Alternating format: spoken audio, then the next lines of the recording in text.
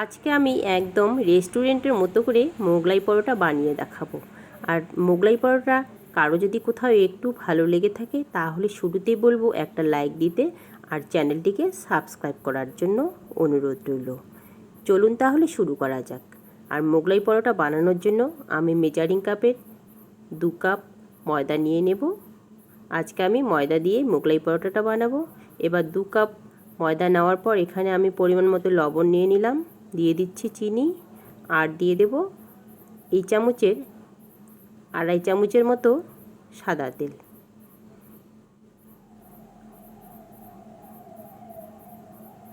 এইভাবে মোগলাই পরোটা বাড়িতে বানিয়ে নেবেন, তাহলে আর রেস্টুরেন্টে গিয়ে খেতে হবে না। একদম হুবহু রেস্টুরেন্টের মতোই স্বাদ পাবেন। এবার সমস্ত শুকনো উপকরণ কিছুক্ষণ আমি হাত দিয়ে মেখে নেব। আর মাখতে মাখতে যখন এরকম দলা বেঁধে আসবে তখন বুঝে নিতে হবে যে একদম পারফেক্ট ময়াম তৈরি হয়ে গেছে। এবার অল্প অল্প করে জল দিয়ে ডোটাকে মেখে নিতে হবে। সমস্ত জল একবারে দেব না, অল্প অল্প জল দিয়ে আমি ডোটাকে মেখে নেব। কারণ সব জল একসঙ্গে দিলে অনেক সময় জলটা কম বেশি হয়ে যায়, তাই অল্প অল্প করে দিয়ে মেখে আমি ডোটাকে তৈরি করে নিলাম। এবার ডোটার উপরে আমি আবারও 1 চামচ সাদা তেল দিয়ে রেস্টে রেখে দেব। 20 থেকে 30 মিনিটের জন্য রেস্টে রেখে দেব। আপনারা চাইলে আরও বেশি রেস্টে রেখে দিতে পারেন, তাহলে মোগলাই পরোটাটা আরও সুন্দর ফুলে উঠবে। এবার 20 থেকে 30 মিনিট হয়ে গেলে তারপর ডোটাকে নিয়ে আবারও একটু হাত দিয়ে মেখে আমি লেচি কেটে নেব। এখানে একে একে আমি 6টি লেচি কেটে নেব। সবকটা লেচি আমার কেটে নেওয়া হয়ে গেছে। এখন হাতের তালুতে আমি গোল করে শেপ দিয়ে নেব। সবকটাকে এরকম গোল শেপ দিয়ে নেব। গোল শেপ দেওয়া হয়ে গেলে তারপর আমি এগুলোকে বেলে নেব। ততক্ষণে আমি যে একটা মোগলাইয়ের মিশ্রণ করে নিতে হয় সেটাকে বানিয়ে নেব। তা সেটার জন্য আমি প্রথমে একটি পাত্রের মধ্যে নিয়ে নিলাম পেঁয়াজ, টমেটো কুচি, শসা কুচি, সমস্ত কিছুকে আমি একদম ঝিরিঝিরি করে কেটে নিয়েছি। সেগুলোকে দিয়ে দিলাম লঙ্কা কুচি। এখানে 2টো লঙ্কা আমি কুচিয়ে রেখেছিলাম, সেই লঙ্কা কুচি, লবণ। এবার দিয়ে দিলাম কাশ্মীরি লঙ্কার গুঁড়ো, এখানে দিয়ে দিচ্ছি ধনে গুঁড়ো, আর দিয়ে দেব গোলমরিচের গুঁড়ো। ঝালটা আপনারা আপনাদের ইচ্ছে মতো দিয়ে দেবেন। যে যেরকম ঝাল পছন্দ করেন সেইভাবেই ঝালটা আপনারা দিয়ে দেবেন। এবার আমি এখানে প্রথমে 2টো ডিম দিয়ে দেব, পরে যদি লাগে আমি পরে আরও একটি ডিম এখানে অ্যাড করে দেব। প্রথমে 2টো ডিম দেওয়ার পরে সমস্ত কিছুকে একটি চামচের সাহায্যে মেখে নেব।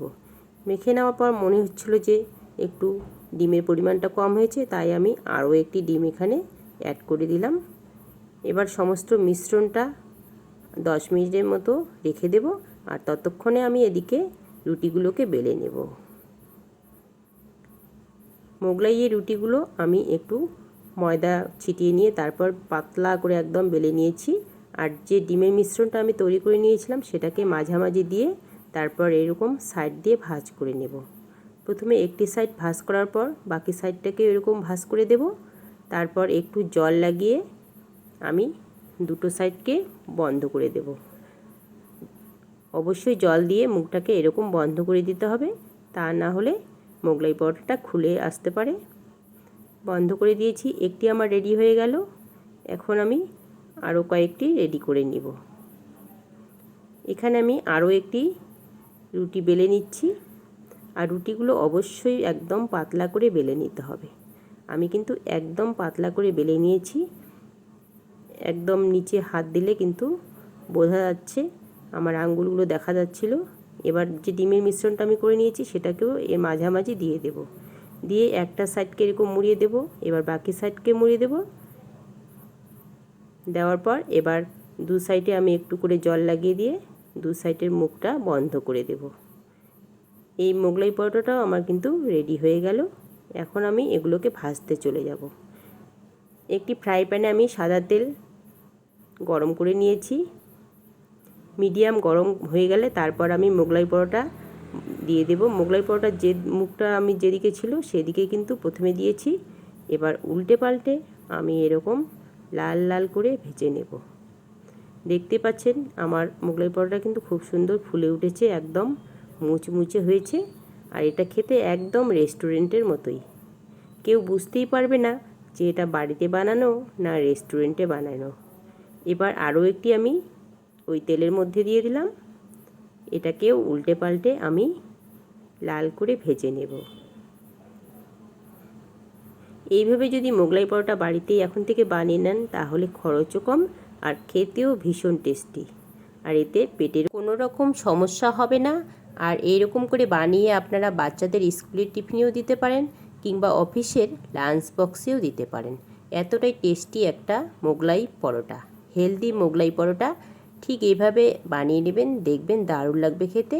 আর রেস্টুরেন্টে গিয়ে খেতে ইচ্ছে হবে না। সবকটা মোগলাই পরোটা আমার ভাজা হয়ে গেল। এখন মোগলাই পরোটা এখানে আমি 4টে নিয়েছি। আমি টোটাল 6টি করেছিলাম, এখানে 4টি নিয়েছি। এখন আমি এগুলোকে পরিবেশন করব। থ্যাংক ইউ, সবাই ভালো থাকবেন, সুস্থ থাকবেন।